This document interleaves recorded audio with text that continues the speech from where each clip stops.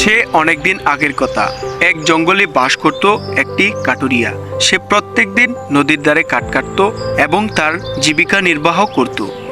সে প্রত্যেক দিনের মতো আজকেও নদীর ধারে কাঠ কাটতে গেল এবং কাঠ কাটতে কাটতে হঠাৎ তার কুড়ালটি নদীতে পড়ে গেল এবং একটি পরী এসে তার কুড়ালটি ফিরিয়ে দিল।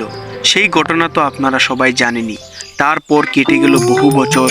সে বিয়ে করলো, তার সন্তান হলো এবং তার সন্তানেরও সন্তান হলো। কিন্তু সে ছিল একটু ভিন্ন।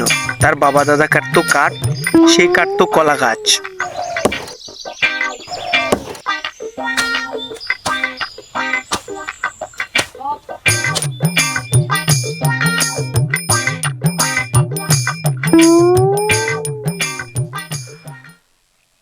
সে হাঁটতে হাঁটতে চিন্তা করলো, সে যদি বড়লোক হতে চায় তাহলে কলা গাছ কাটলে হবে না, তাকে কাঠ কাটতে হবে তার দাদার মতো, যদি সে স্বর্ণের কুড়াল পেতে চায়।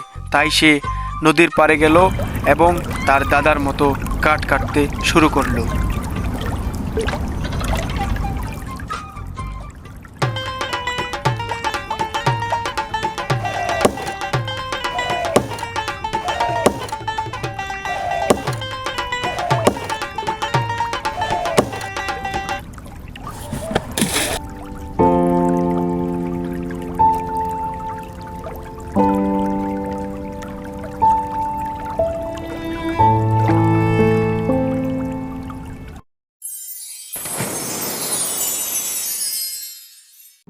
কি হইয়াছে তোমার বৎস?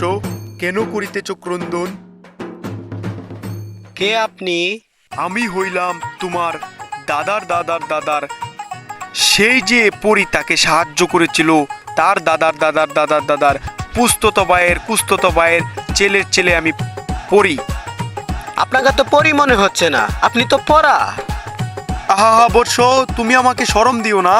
আমার এই বংশে কোনো মেয়ে হয় নাই, তাই আমাকে জোর করিয়া পড়া টুকু পরি বানাইয়া দেওয়া হইয়াছে। স্বর্ণের কোরাল ডাইনার লাগবো। আরে বৎস, তুমি এইসব বাদ দাও। তুমি বলো, তুমি কেন ক্রন্দন করিতেছ? তোমার কি হইয়াছে? পড়া অটুকু পরি, আমার দাদার মতো আমার কোরালটা পড়ে গেছে, একটু তুলে দিন। দাঁড়াও বৎস, আমি দেখিতেছি তোমার কুড়াল কোথায় আছে।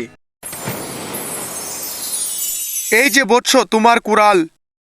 ওমা, আমার স্বর্ণের কোরাল কই? আমি জিগায় লই।